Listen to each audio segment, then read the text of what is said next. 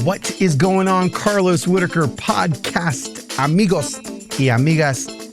If you are watching on YouTube or Spotify, you can see I am not in my studio, but the lovely Brad on the ones and twos or zeros, I don't know, whatever you call it. But Brad, who is my engineer, is going to make this sound amazing, even with this little Rode microphone just attached to my torso here. I am in Denver, Colorado currently, and I just got done speaking, oh my gosh, to an organization called Child's Play at Children's Hospital here in Colorado.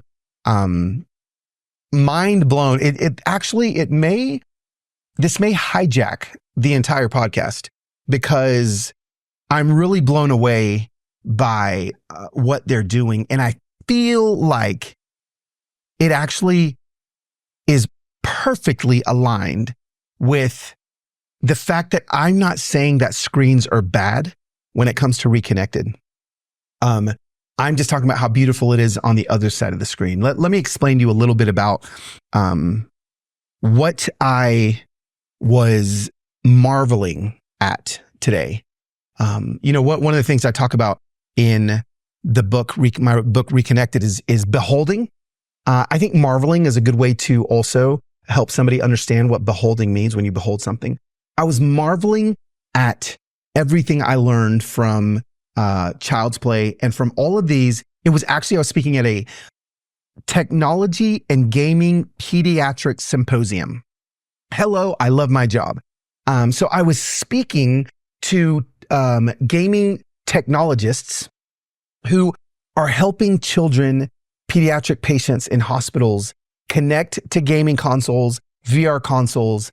And because they are doing that, they are allowing these incredible moments to happen for these children that would never happen before. So I was speaking at the symposium with all these smarter people, way smarter than me, but trying to allow them to remember the power of moments. So I did my corporate moment making keynote. So I've got a keynote that I give to corporate audiences, how to create, receive, and rescue moments, which is exactly what they're doing. Now, how about this as a kicker? Here is a dude that just spent 7 weeks not looking at a single screen, no technology, okay? I did have not technology, but not screen technology. I have a book that I released. This has not gone by me, okay? That I'm helping people not be on their screens so that they can connect with each other well. Yet I get invited to speak to a bunch of game designers and gaming technologists and nurses and doctors and surgeons and people in the pediatric healthcare industry on how we can use screens to make, receive, and rescue moments. Talk about a juxtaposition of everything I talk about. And what I love about today is it just goes to show that they are actually using screens to powerfully bring these children who actually don't have access to get outside of their hospital rooms. They are bringing what is on the outside of the hospital room inside the room with them. Okay, so I think from Jump Street, what I want to talk about is how, there's nothing is ever just black and white, right? People are like, well, how are you, I'm finding out about your book through your phone. Carlos, like, that doesn't make sense. And I'm like, no, because the whole idea of Reconnected isn't just to be off your phone. It's to reconnect with the world on the other side. Some people don't even have that ability, right? Like there's a lot of people, the hard of hearing community that are very dependent on their screens in order to thrive. And so the whole point of Reconnected is just to get reconnected with who we were created to be. If that is mostly on the other side of the screen, which I think it is for most people, then do that. But some people can't do that. And these screens are incredible ways for them to reconnect on the other side. Case in point. So I'm, after I give my keynote today, they take me on a tour of the hospital. And let me, TBH, this was a little bit more of a triggering keynote than I've given you. This is what I do for a living. Once again, little pitch here. I'd love to come to your organization to help your organization reconnect, to help them become moment makers, to help them figure out how to be, see, and free human. I got a lot of stuff I can talk about. But what I was talking about today is the making of moments, the creating moments. And when I walked in, there was a moment that was triggering for me. For many of you that were around in 2019, that's when we had to rush my daughter Sohaila into the hospital. We will link, I've got a whole episode of my podcast where Sohaila talks about her hospital visit and some of the things that we learned there. But we stayed in the hospital for a long time, weeks and weeks. And when I walked into the children's hospital here in Colorado, like I literally, the breath got taken out of me. I was like, whoa, I've actually not walked into another children's hospital since I walked out of the Vanderbilt Children's Monroe Hospital. So it was really triggering for me, and I had to kind of work through that, right? And so I know that when Sohaila was in the hospital, one of the impactful things that were really helpful for her is when they would bring in a therapy dog, right? These, not really therapy dogs. They call them dogters, which I think is really cute. And so the dog would come in, she'd be in a lot of pain, but then you would literally see a shift in her when she got to pet these dogs. I got to meet all of the dogs that are walking around the hospital with the kids today. And when I was talking to one of the Insta Familia members that I met today is one of the dog handlers. And I was like, when Sohaila would see these dogs, the pain would legitimately go away. Now, it wouldn't really go away, but I think it would go away. She would tell me this. And I found out there's an actual word for this because, oh man, this is so good. The dude that was explaining this to me, I don't know what he believes in God or not, but what he was explaining to me sounded a lot like God. He goes, like our brain and our bodies were only designed to be in one place at one time. And there's an actual clinical and psychological term, I can't remember what it is, that has to do with when we place ourselves somewhere else instead of the place that we're in, our brain goes there, then our body can't necessarily follow, and our body is now, the feelings in our body is now in the space that we're thinking about, right? This is why meditation is so helpful for people with anxiety and panic and all these things. What they do here is they will put on VR sets with these kids, and the kids that are the sickest, that can't get out of their hospital rooms, and maybe they're hypoallergic or they're allergic to dogs or whatever, and they can't. This VR set actually, and I did it, it'll probably be on my Instagram at some point. I put it on. They have VR dogs that legitimately look like a real dog. I thought there was a dog standing next to me. So you can see with the camera, everything happening around you, but they can look next to them. When they pet the VR dog, it literally gets excited, it starts wagging its tail. Then they push a button and this huge thing goes up in front of them. It's like a big closet that pops up, and then they can take things off the closet. They can put a hat on the dog. They can do all these things. And it's scientifically proven now that their pain dissipates, goes away because they are using their mind to be transported somewhere else with another dog. It's so powerful. And it showed me that reconnection actually is what's happening, right? This is why I said, I don't know if he believes in God or not, because he was talking about how we can't be in two places at one time, but we are designed for our bodies to really only exist in one sphere or spectrum. So when we go somewhere else, the pain goes away. I'm telling you, it was so spiritual what he was telling me. It made a lot of sense how we were designed. So it was really cool. I was really inspired by everything that took place today. I was fascinated by everything that I learned today. And what I was teaching them was my moment maker talk, how to create, receive, and rescue moments, because what they do on a daily basis is exactly that. They're creating moments for their patients and patients' families that are in there. They are receiving moments from those families, because, sometimes you think you're creating a moment for somebody else, but what happens inevitably is you get a moment in return. This is just like a law, like in our human nature that happens. You give, it comes back, right?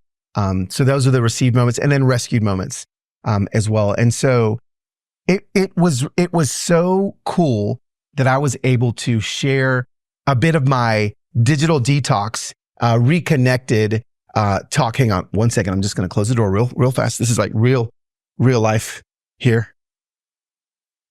Yeah, look at that. We're back. And how to create, receive, and rescue moments.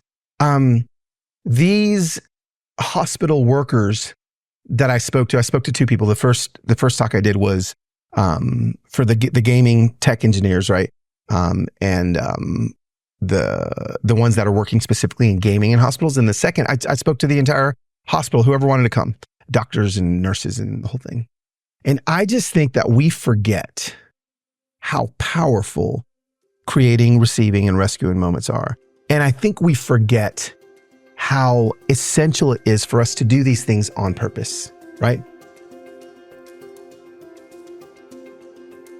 I am so grateful for Shopify because they legitimately power all of my merch stuff in my merch store, my books, my t-shirts, my hoodies, my socks. Oh, little ad for maybe something that's coming later, but everything I sell is powered through Shopify. Before I use Shopify, I used to legitimately have to use 5 different services, try to combine them together, and then finally I could sell something online. It was so complicated. Now with Shopify, it actually does it all for me.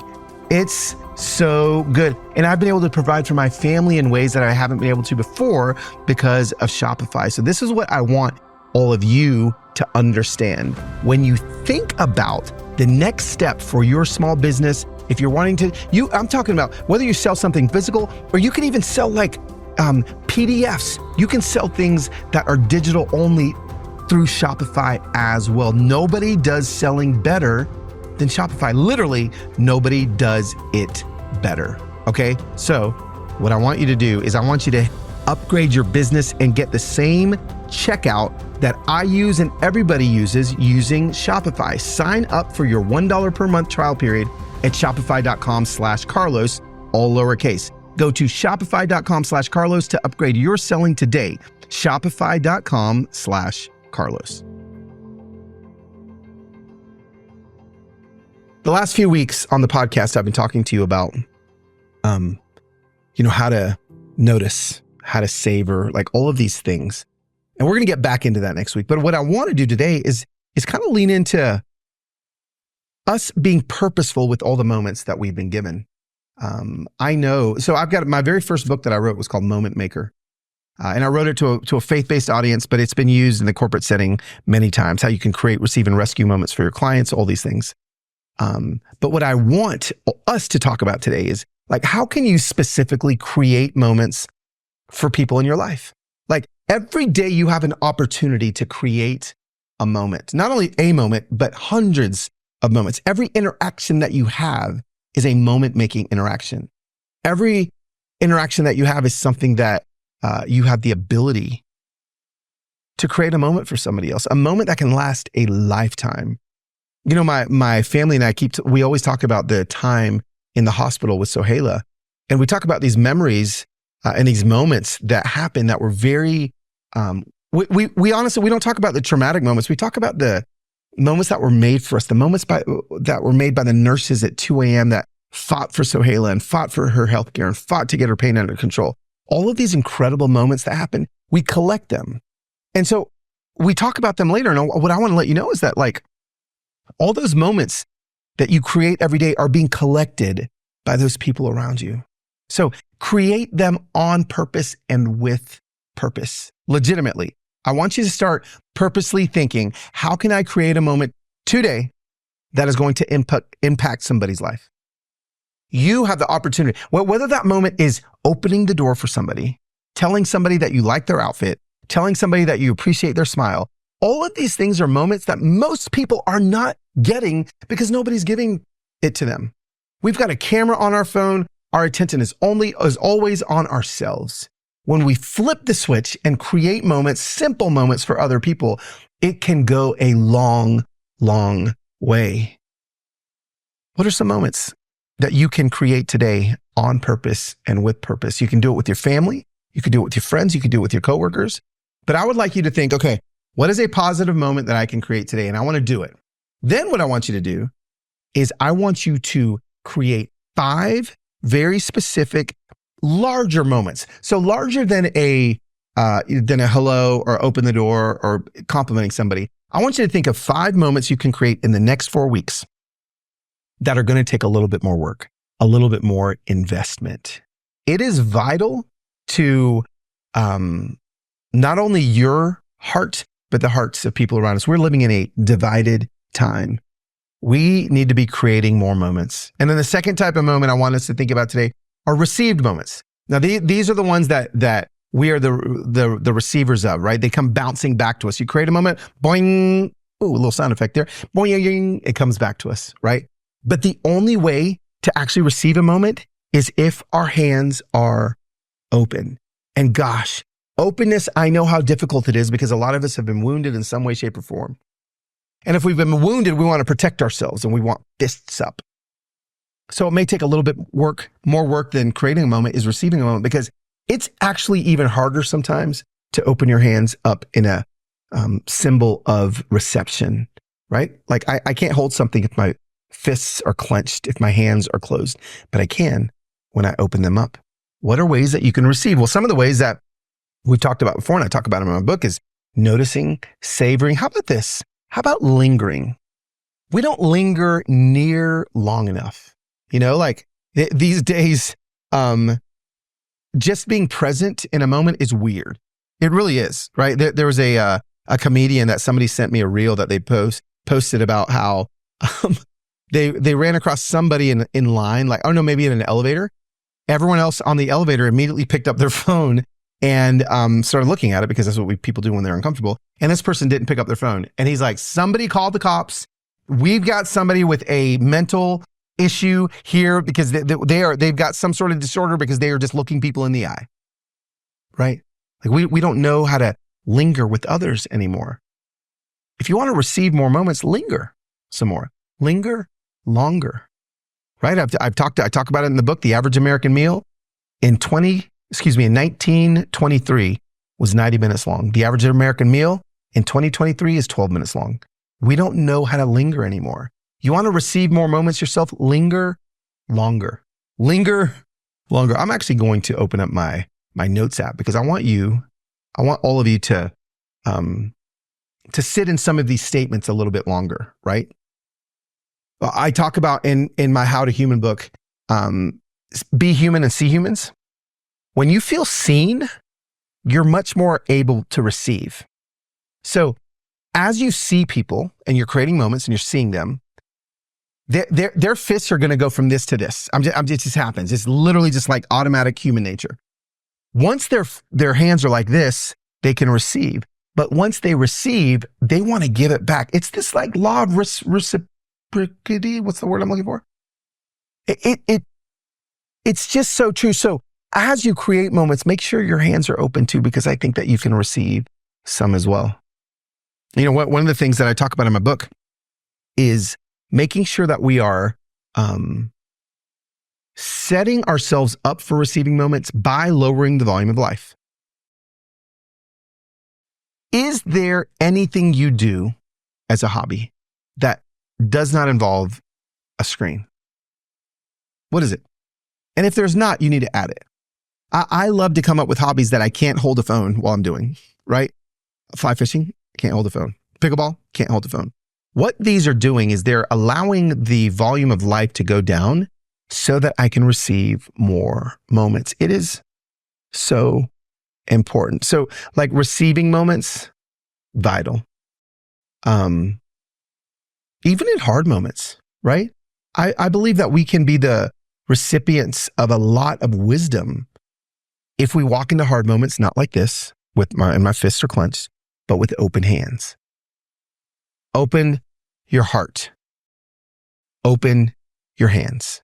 Open your heart. Open your hands. Now, let me give you an example of a received moment that I had once. I was, I don't know if I've told this story on the podcast or not, but I was getting on a Southwest Airlines flight. Any Southwest fans out there? I'm not a fan of Southwest. But listen, I know a lot of you are. The only reason why is because I'm Delta Diamond bougie. That's literally it. That's the only reason why. And all that means is I fly too much, right? That's all that means. But like, I like to know that like I got my upgrade. I like my Delta Sky Clubs. I like all the little extra amenities. I like to board first, all the things. And I'm not smart enough to fly Southwest. When I say that, that means I'm literally not smart enough. I'm too dumb. I forget to check in 24 hours ahead of time. And if I don't check in 24 hours ahead of time, what happens? Well, let me tell you what happens. I get boarding group Z99, like I'm the last person to board. And this was a couple years ago, I happened to be the last person. So I forget to check in. I like check in on the way to the airport. I'm like, oh my gosh. And I sure am. I'm like the last person to board the flight. If you're the last person to board a Southwest Airlines flight, can I tell you something? You are public enemy numero uno. You're public enemy number one. Why? Because every single person with an empty seat next to them does not want you to sit next to them. Why? Well, because they've got an empty seat. So like, I happen to be the last person to board the Southwest Airlines flight. And as I'm boarding, every single person around me is like coughing, pretending like they're sick. And I happened to lock eyes with this old man in the back of the airplane. I was like, busted. So I go running up to him. And I was like, excuse me, sir. Like he locked eyes all the way there. And I was like, he had an empty seat. And I was like, can I please sit in this seat next to you? This man crossed his arms. He's like, mm-mm. Literally, he said no. He said, now it's embarrassing because the rest of the people around me are like, oh, this is going to be interesting. So I was like, no, sir, like, sorry, like I've already made it back here. Like there's no open seats. I'm going to, is there any way I could sit next to you? This man just kind of still stared at me. He didn't get up. So I had to legitimately climb over his legs to sit in the empty seat. And I'm like, oh my gosh. But you know what? I'm Mr. How to Human. I'm Mr. See Humans. Maybe he's just having a rough day. Let me try to make him like me. So I got my phone and I'm like, showing him pictures of my kids, everybody. And I was like, so like, tell me what you do. This man's just crossed his arms, staring straight ahead. Nothing. He gave me nothing. I'm literally sitting next to rudest man in America. So I'm like, you know what? Fine. Freaking fine, old grumpy man. I'm just going to sit here. So we fly. I'm stuck next to this man for 4 hours. I had to go to the bathroom, but I was too scared to talk to him because he was so mean. We're about 20 minutes from landing where we're going to land. And the plane starts to bounce just a little bit. Bounce. And it's bouncing more than normal. I fly all the time. I was stressed out. So the pilot gets on the intercom. Well, this is another reason why Southwest, they tell jokes and stuff, even the pilots. And the pilot literally said, pilots, I need you to email me if you think this was appropriate. But he goes, ladies and gentlemen, the winds are blowing 40 miles an hour in Atlanta. In order to safely land, we need them to land, or we need them to be under 40 miles an hour. But you know what? I'm going to give it a shot. He said, I'm going to give it a shot. You only have one shot. I didn't think it was funny. A couple of people laughed. Most people didn't. Well, I looked over at Rudest Man in America, and he was gripping the seat in front of him. I hadn't looked at him in a couple hours. Sit in front of him. He was shaking. He had sweat pouring off of his head, and I realized in that moment, he wasn't rude. What was he? Hopefully you all said scared, because yes, here I was judging the dude and he was scared to death. So I realized, oh my gosh, he's not rude. He's just scared. Oh, you know what I'm going to do? I'm going to rescue the moment. I'm going to rescue the moment, because we talk about rescuing moments. So I was like, how can I rescue? Oh, you know what I'm going to do? I'm going to pray for him. I'm going to pray for this guy. That's what I'm supposed to do. Good Christian. I'm going to pray for him. So I prayed the most beautiful Christian prayer over this dude. I prayed traveling. I sprinkled traveling mercies on him with my prayer. Lord, just give him traveling mercies. I don't even know what that means. I heard somebody say it once. Give him traveling mercy. I built a hedge of protection around him. Lord, we put a hedge of protection around him. It was the most beautiful Christian prayer you've ever heard in your entire life. And I said, amen. And then I felt like God looked down from heaven and was like, kind of, that was a little bit of what you're supposed to do, but that's not all the way there. Well, what do you mean? Yeah, you got to go all in. You see, the third type of moment I want to talk about are rescued moments. We've got creative moments, received moments, but what about these rescued moments? What about moments that you've got to risk in order to rescue? You know that there's no rescue involved unless there's a risk, right? If there's not a risk involved, then it probably wasn't much of a rescue. And I knew what I needed to do, but I didn't want to do it. I took 5 deep breaths. And I stuck my left hand on my left thigh in an open position. And friends, I kid you not, 5 seconds later, 5 cold, wet fingers were now interlocking with mine. And now I'm having a romantic moment at 30,000 feet with this strange old man. He's holding my freaking hand. What am I supposed to do now? I remember being like, God, like, now what? And then God's silent, right? God sometimes will tell you to do something and then he just stops talking. Shoot, that man held my hand all the way down. We land on the tarmac, he's still holding my hand. We taxi, he's still holding my hand. We get to the gate, he was still holding my hand. Can I tell you something? That man got up, walked off the plane, and he never said one word to me. But I need you to remember that the rescue, when you rescue moments, are never about us. We live in a society and a culture that we want pats on the back. We want to put it on Instagram. We want to make sure everybody sees like, well, hey, we rescued a moment, which is fine. I think it's hopeful for some people. I feel like people can learn, but 9 times out of 10, 99 times out of 100, the moment was just for those that in need of rescue. So I guess my message is simple for you today. How can you create moments, receive moments, and rescue moments for people in desperate need of those today? And can I tell you something? You are in desperate need of receiving some moments too. Listen to me. I didn't mean to turn this into a little sermon, but I need to tell you, Carlos Whittaker podcast, amigos and amigas, I believe in you. I love you. And I believe that you can be moment makers as well. We'll get back into the book next week. But I'm just grateful for you. I'm grateful for you because you buy my books. I'm grateful for you because you book me to come speak at your events. And I'm just grateful. I'm going to keep writing books. Hopefully that inspire you towards freedom in some way, shape, or form. And I'm going to keep giving talks. Hopefully I can come to your organization and give my Moment Maker talk, my How to Human talk, my Kill the Spider talk, my Reconnected talk, which is new. I'm just grateful for you because you allow me to do what I do. And so, hopefully I'll see you guys out on these moment making streets soon. I'm actually going to leave right now. I'm going to go back up into the mountains because yesterday Losai and I tried to reconnect with each other and we went fly fishing, and we did. It was great. We reconnected with each other, but I didn't catch a single fish. And it's also not called catching, it's called fishing. So thanks for listening to another episode of the Carlos Whittaker podcast, and I'll see you guys next week as we continue into these chapters of Reconnected. Talk soon.